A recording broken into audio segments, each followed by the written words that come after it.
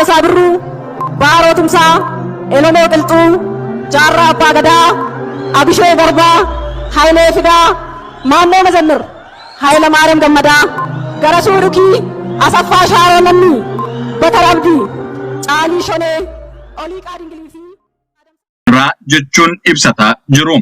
Lolli torban lakkoofsee mootummaa yeroo isaa fixatee mootummaa Baarree Koleeraa biyyee fi naannoo Tigraay kan bushaa jiru. Garee TPLF wajjin lolli geggeeffamaa jiru ammas ittuma fufee jira. Gama lachuutiinuu injifannoo galmeessisnee jirra jechuudhaan kan walitti dhaadataa jiranii haalli qunnamtii biyyattii waan mijataa hin taaneef lola deemamaa jiru kana qaama sadaffaarraa gabaasaan argamaa jiru hin jiru. Garee lachuu dhaadannoon guutamaniiru. Mootummaa naannoo Tigraay bakka bu'uun Dr. Dabratsiyoon ibsa miidiyaaleedhaaf kennaniin akka addeessanitti lola gammaa ta'aa jirutti loltoota 10,000 ol boojineerra. Kanneen kana keessaas loltoonni Eertiraa keessa jiru jedhu. Amma kan deemaa jiru lolli kun lola aangawan TPLF fi mootummaa Abbaa Irree Federaalaa ofiin jedhu kana osoo hin taane lammiilee Tigraay irratti addatti rakkoon qaqqabaa jira jechuutiin komii kaasan. Keessaayyuu tajaajila hawaasummaa biyyattii keessatti gaggeeffamaa jiru irratti xiyyeeffatee mootummaan Koloneel Abiy haleellaa ni geggeessu lammiilee Tigraay irratti addatti miidhaa geessisuufidha. Rakkoo kana hiikuufis karaa nagaa hiikachuuf qophii akka ta'an addeessanii jiru. Haa ta'u malee lolli kun waan dhaabbataa jiru hin fakkaatu. Kanaafuu guyyaa har'aa kaasnee labsii yeroo hatattamaa naannoo Tigraayitti labsineerra. Ammarraan booda waraana guutummaatti seenuu keenyadha jedhaniis immoo akeekkachiisaniiru. Mootummaan giddugaleessaa akka gannasaa fixate mootummaan Koloneel Abiy Abbaan Irree jeneraalota 29 fi akkasumas immoo bakka bu'oota uummataa 64 irratti qabamuu kan jedhuuf mirga himatamuu isaanii kan dhorku mana murtiin itti ajaja baasuu isaa karaa koomishinii federaalaa ibsuun isaa ni yaadatama. Gama biraatiinis immoo lammiileen hojii namoomaaf naannoo sana keessa socho'an kan kumaan lakkaa'amanii baafachuuf danqameen jira jechuun Ameerikaan himattee jirti. Chaayinaan immoo lammiilee ishee gara naannoo Affaaritti daangaa qaxxaamursiisuuf kanneen kan biroos qabeenyi isaanii achitti hafee jira. Lola deemaa jiru kanaan lammiileen gala biraa hojii namoomaa hojjetaa jirani. Naannoo sana boof danqamaniiru mootummaanis haala mijeessaa jiru jechuun immoo mootummicha himataa jiru. Lammiileen biyya isaanii baafachuudhaaf qophii ta'an haga ammaatti haalli nuu mijatee hin jiru jechuun komii isaanii addeeffataniiru. Daangaa Sudaan qaxxaamuruun kan jirani lammiileen Tigraay fi naannoo Amaaraa 7,000 ol ta'an deeggarsa namoomaa qaqqabsiisuu fi birmannaa akka barbaadu dhaabbanni baqattoota mootummoota wal ta'anii UNHCR akeekkachiisee jira. Daangaa Sudaanii fi naannoo Tigraayin kan wal daangessu Luqidii bakka jedhamutti guyyaatti yoo xiqqaatee namoonni 1,500 erga lolli kun eegaleetii daangaa kan qaxxaamuran yommuu ta'u namoota 200,000 ol immoo yeroo gabaabaa keessatti baqattummaatiin haleellaa kana baqatanii dhufuu kan danda'an ta'uu isaanii tilmaamuudhaan UNHCR'n lammiilee kana baraaruudhaaf gareen lamaanuu haalli hojiin namoomaa itti geggeeffamuu danda'u nuuf saaqamuu qabaa jechuutiin himatanii jiru. Lammiilee kana baraaruudhaafis addunyaan akka bira dhaabbatus immoo waamicha geggeeffataniiru. Gama biraatiin gama lachuutiin madoo jiran tajaajila kennuu fi lammiilee gidduutti miidhaman gargaaruudhaaf kan gidduu socho'aa jiru dhaabbanni Fannoo Diimaa garee lamaan irraayyuu konkolaattota Fannoo Diimaa irratti tarkaanfiin fudhatamee jira. Kanaafuu kan namoota bobbaasnee hojii namummaa geggeessaa jiru kanaaf danqaa ta'ee jira jechuutiin fuula marsareetii isaa irrattis ibsee jira. Mootummaan Baarree Koleeraa Abiy mootummaa yeroo naannoo Tigraay fi muduu isaa biyyattii gara bulchiinsa namtokkee kan geessuu fi sirna bulchiinsa Ahadaawii jedhamutu akka ta'e kan mul'isu ta'uu lammiileen impaayerichaa ibsan. Mootummaan Baarree Koleeraa Abiy Dr. Muluu Naggaa kan jedhamanii amma ministeera ta'anii kan tajaajilaa jiranii fi duraanii barsiisaa yuunivarsiitii Finfinnee kan ta'an akka naannoo Tigraay bulchan mudanii jiru. Mootonni Itoophiyaa keessatti dhufeen darbaan naannoo tokko yommuu garboomsan nama isaanii bulchuu namarratti muduun isaanii anuma baramedha.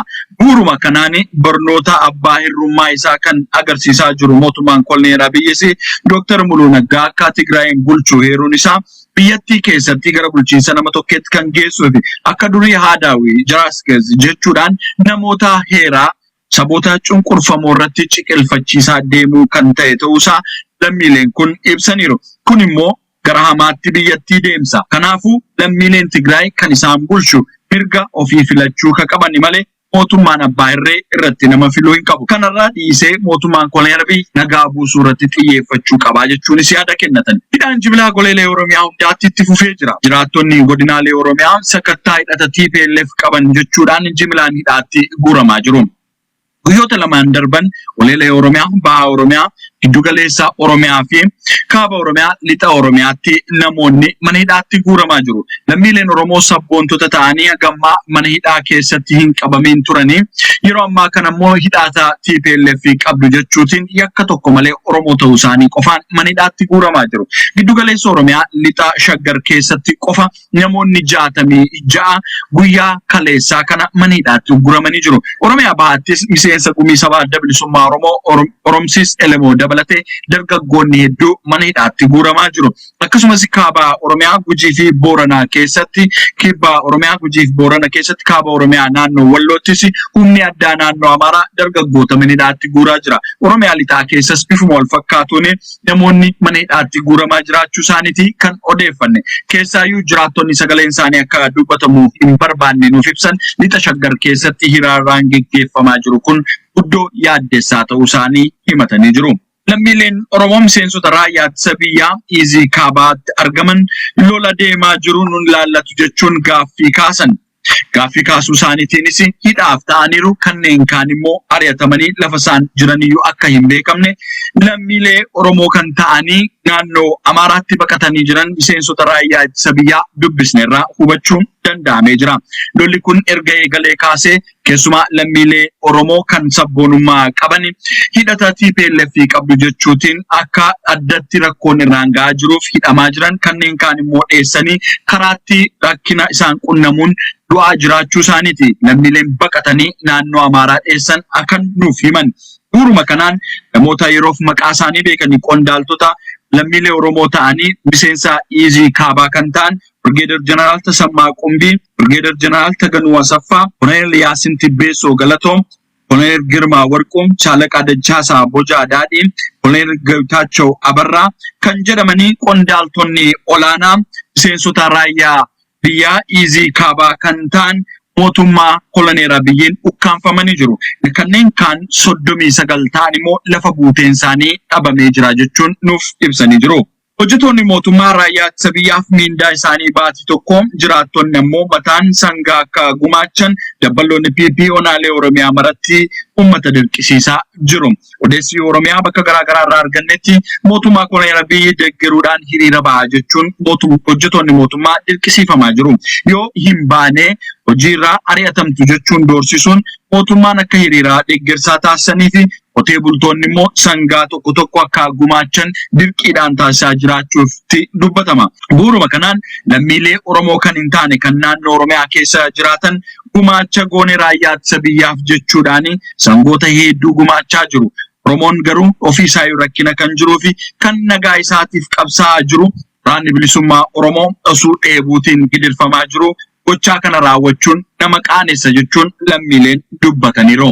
Ergaa oduu qindeeffachuu jalqabnee odeessi ammanuu arganne addeessutti immoo magaalaa gurguddoo lamaan naannoo Amaaraatti argamanii Gondarii fi Bahar Daar keessatti haleellaan rookeetii geggeeffamuu isaati. Haleellaa rookeetii dirree xiyyaaraa lamaan keessumaayyuu magaalaa Bahar Daar Mokud lafaa jedhamu lafa konistirakshinii raayyaa ittisa biyyaa jedhamee beekamu irratti haleellaan rookeetii geggeeffamee jira. Magaalaa Gondar naannoo Azazoo jedhamuttis dirree xiyyaaraa magaalicha keessatti argamu irratti haleellaan rookeetii taasifamuu isaati. Haga ammaatti miidhaan qaqqabsiise ifatti himamuu baatus magaalaa kana lamaan irratti haleellaan rookeetii geggeeffame immoo sa'aatii wal fakkaataatti ta'uusaa manneeleen keenya achirraa odeessanuu kennan addeessanii jiru. Yooyya babaarufa fayyaa daadoo gabboo nageenyi badhaadha galchumii sannaggaa dhaggeeffattoot kennu oduu tarkaanfii waraan bilisummaa Oromoo zoonii kibbaa san dhageessisaa angalma Oromoot kibba Oromiyaarra.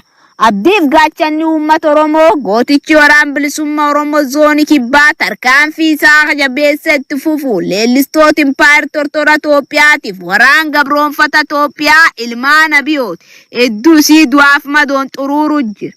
irreef wanteen sabaa gootichi waraan bilisummaa Oromoo zoonii kibbaa godin Gujii lixaa aana Bulee Horaa gandi Goobichaa Cibraan Maddal Buudaa Buttaan Malka Sooddaa Sadaas 12 barkum 2020 tarkaanfii fudhate waajir biltsiginnaa guutumaan guutuu gubu namoota maqaa obbo Soorutiin hidhaman 50 olidha keessa yaasuun loltoota koloneel Abiyyi lamijjeese hedduma dogoduun kilaashiyaa kaama lamiikee galii qabsoo bilisummaa Oromootiif oolchee jira. Tarkaanfiin keen ak bilisummaatiif walabummaa Oromiyaa itti fufaa leellistoota sirna nafxanyaa Impaayir Tortora Itoophiyaa adabuun itti fufaa gadaan gada xummur gabrummaa injifannoon itti aanaa ajajaa waraana bilisummaa Oromoo giddugaleessa Oromiyaa kaaba lixa shaggar yeroo ammaa kana uummanni naannoo giddugaleessa Oromiyaa jiru naannoo sochootan keessa jiru baay'ee dararamaa jira manni irratti gubataa jira namni hidhamaa jira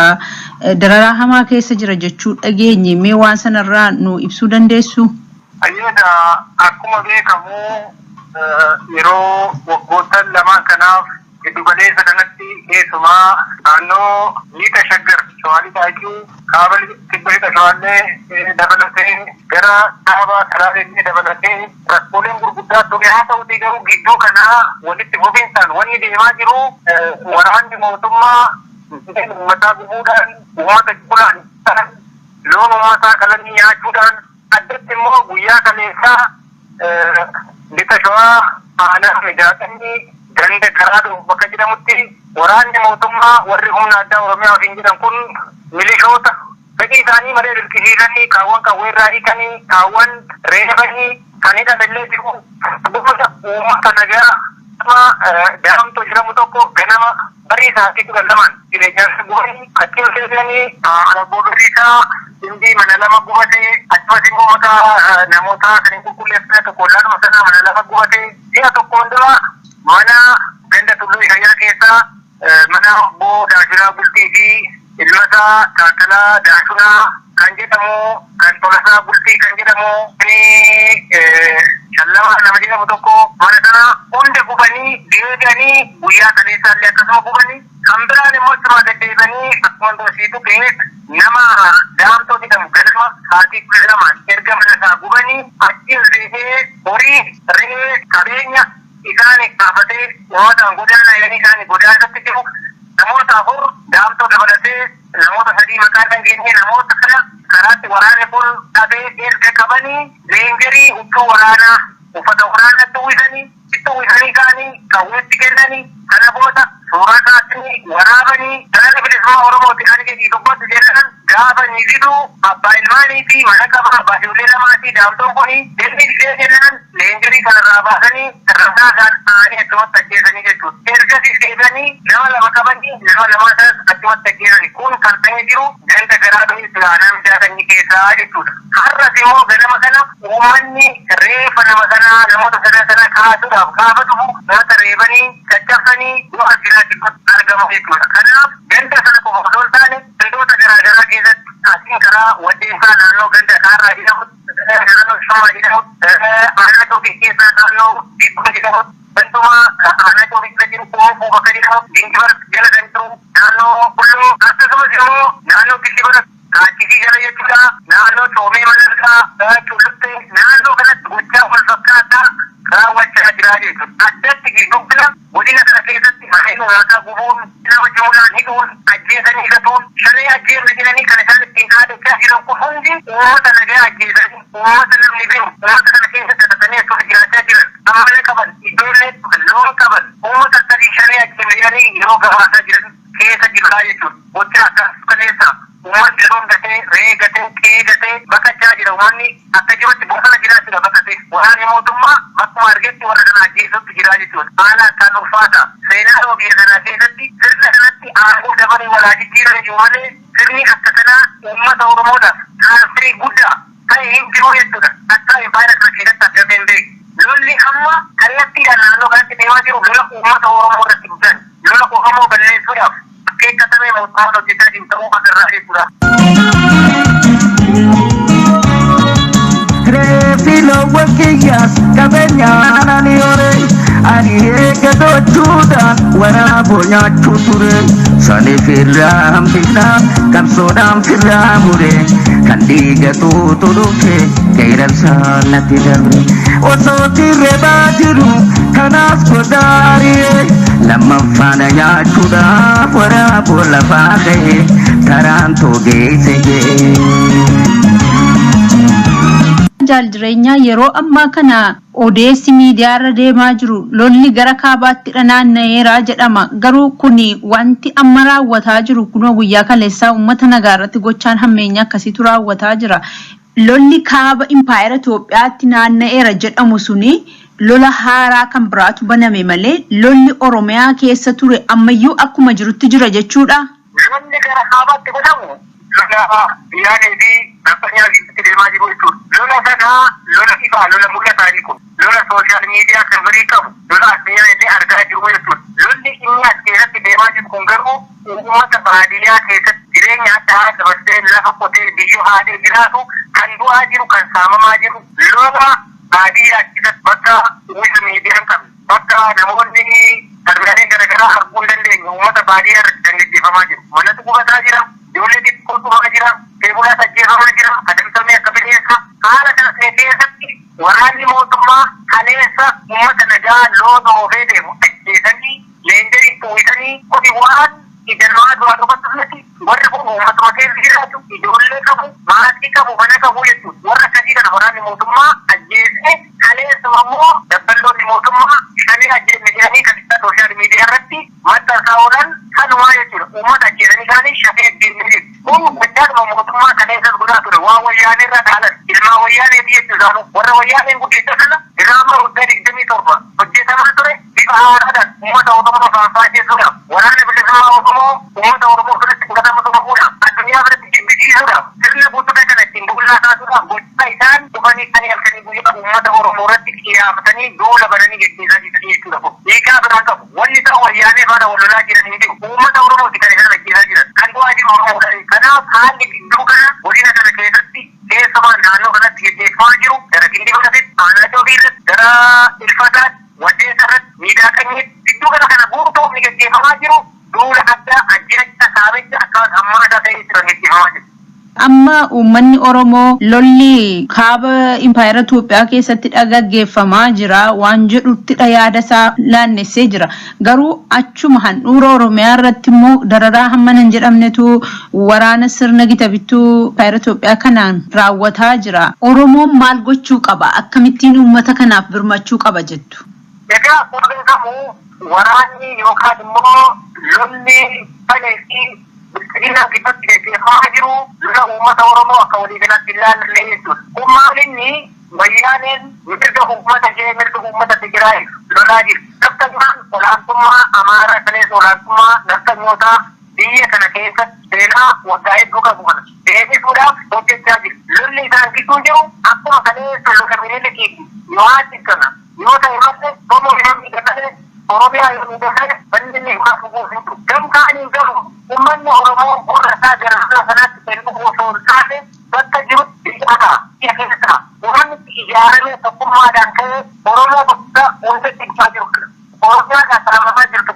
Dirree waraanaa inni guddaan dirree lolaa dhageettii dhabee uummanni Oromoo hubatuu qabu Oromiyaa jechuudha. Yeroo ammaa kana duulli gurguddaa kan deemaa jiru. Kanaaf uummanni Oromoo biyyaa jiru biyya keessattuu furmaata yookaan immoo kallattii inni qabu tokko mootummaa qawwee hidhatee uummata ajjeesaa jiru saamaa jiru mootummaa filannoon itti hin jirre qabsoo gaggeessuudhaaf qabsoo karaa nagaa biyya kana keessatti hin qajeelamne qabsoo hidhannoo qofaa jechuudha. Kanaaf haala bilisummaa Oromoo hidhachiisu uummanni ofii isaas wal hidhachiisu hidhachuu qeerroon bilisummaa Oromoo sabboontoonni Oromoo uummanni Oromoo akka waliigalaatti qabsoo finniisu warraaq gaggeessu kana malee furmaan hin jiru jechuudha. Lola kaabaarraa uummanni Oromoo wanni inni eegu takka illee hin jiru. Waan asirraa argamu hin jiru. Ilmaan Oromoo osoo pireetiin gowwoomfamanii sooromanii lola sanarratti hirmaachaa jiranillee qawwee isaan baatanii jiran qawwee Oromoo fayyadu malee qawwee uummata Oromoo fi tokko hin taane isaan illee qaamsa kana gamuudhaan dhaga'anii gara qabsoo saba isaanii Tigraay qabu kan hidhattee uummata Tigraay duraa jiru. Fakkeenyaaf Amaaraa qabu taatee milishaa taatee olaantummaa uummata Amaaraa kana biyya kana irratti ture sana deebisuudhaaf lolaa jira. kana isaan Oromoo poolisii naannoo kaasee haga poolisii federaalaatti jiran kana hunda quba qabaachuu qabanii jechuudha. Bakka jiru namuu warra kana quba qabsiisuu danda'u itti dhiyaatanii jechuudha. Kanaaf warreen Oromiyaa keessatti irra Oromoo ajjeesaa, Oromoo saamaa, mana haadhayyeessaa gubaa, haadhayyeessaa boorsisaa, ijoollee xixiqqoo bosonatti ajjeesaa, uummata nagaa dakkaree bulu ajjeesanii shanii ajjeesisechaa mootummaa ofii guraafantu aangoo argin jirre mootummaa waan tattaafatti bollaale kana tokkodhaaf wareegama isaan kaffaluu qabanii isaan illee gara qabsoo safatti gara moora qabsoo bilisummaa Oromootti deemuu qabu. Akka waliigalaatti uummanni Oromoo yeroo kanatti tokko harkaa hin ka'u ibsuu jabeessu qofatu diina kana loluu sirna kanatti xumura gochuu kalatti ganna biraa carraa biraa asii darbee wanni keessatti ittiin hojjetu akkasitti amanu. Waraabon irraa bu'ee qeeransi irra bahu bineensi bineensumaa tokkollee waan aannamu nyaatamuu kiyya loolu dheessuus waa duraan bahu humna koo jabeeffadhee biyya koo qopheeffadhee lachuutu ofirraa dha'u. Hayyee jaal jireenyaa yeroo ammaa kana piippiin leellistoonni sirna nafxanyaa sirna durii sana bakkatti deebisuuf dhama'aa jiranii Oromiyaa goleelee hunda keessatti ajjechaa suukanneessaa ilmaan Oromoo irratti raawwataa jiru. Duguginsa sanyiitu Oromoo irratti labsamee jira jechuun ni danda'ama. Gama biraan ammoo TPLF wajjinis lola keessa jiru. TPLF kaleessa uummata Oromoo fixaa baate. Gochaa hamminaa manan jedhamne irratti raawwataa baate. Kanaaf namoonni gariin lolli kun nu ilaallata. TPLF diina keenya. Kanaaf loluu qabnaa jedhu. Namoota kanaan maal jettu? Har'aabiti kaleessa waggaa 27 guutuu akka isheen aangoo mootummaa qabattee biyya bulchaa turte uummanni Oromoo lolaa ture mana keenya yeroo inni deebi'ee mana isaa hin jiru jechuudha. Qeerroon Oromoo sabboontonni Oromoo harka isaanii qullaa hanqii fi farqaloo mootummaa fuuldura dhaabbatanii dhalli isaanii tattaasaa kennanii wayyaanii taasifame. Gareen dambalii humna qeerroo bilisummaa Oromoo hawaasa Oromoo biyyoota adda addaa jiraatan hirmaachisee gumaacha waraana bilisummaa Oromoof taasisu jabeessee itti fufeera. Hawaasni Oromoo gargaarsa kana irratti hirmaatan biyya Saawud Arabiyaa, Jibuutii, Dubaay, Masrii, Puutlaand, Somaalilaand, Kuweet, Qatar, Yemen, Beirut, Omaanii fi biyyoota Awurooppaa adda addaa irraati. Gareen kun erga gargaarsa kana karoorsee hojii qulqulluu fi boonsaa kan hawaasa keenya gammachiisu hojjete. Ammas marsaa 5ffaaf Riyaala Saawudii 18,731 waraana bilisummaa Oromoof gumaachee jira. Birriitti yoo sharafamu birrii 200,031,200 ta'a. Marsaa tokkoffaarraa kaasee haga marsaa 5ffaatti gargaarsi waliigalatti gareen kun taasise Riyaala 88,690 yeroo ta'u gara maallaqaatti yeroo jijjiiramu birrii miiliyoona 1,32,100 ta'a. Ammas gargaarsi waraana bilisummaa Oromoof godhamu haga bilisummaatti itti fufa dhaadannoo jedhuun murannoon hojii ni hojjenna jechuun gareen kun ibsee jira. Haga mootummaa sirna nafxanyaa qawween ofirraa kaafnutti yoomuu gargaarsa waraana bilisummaa Oromoo irraa duubatti hin deebinu. Hawaasni Oromoo biyyoota adda addaa keessa jiraatus fakkeenyummaa garee kanaa fudhatee akka gumaacha waraana bilisummaa Oromoof godhu asumaan waamicha gochuu barbaanna jechuun gareen dambalii humna qeerroo bilisummaa Oromoo waamicha taasisee jira. Nutis galanni keessan bilisummaa haa. Sasaabirruu, Baarotumsaa, Elomoo Qilxuu, Jaarraa Abbaa Gadaa, Abishoo Garbaa, Hayilee Fidaa, Maannoo Mazannir, Hayila Maariyaam Gammadaa, Garasuu Dhukii, Asaffaa Shaaroo Lammii, Batar Abdii, Caalii Shonee.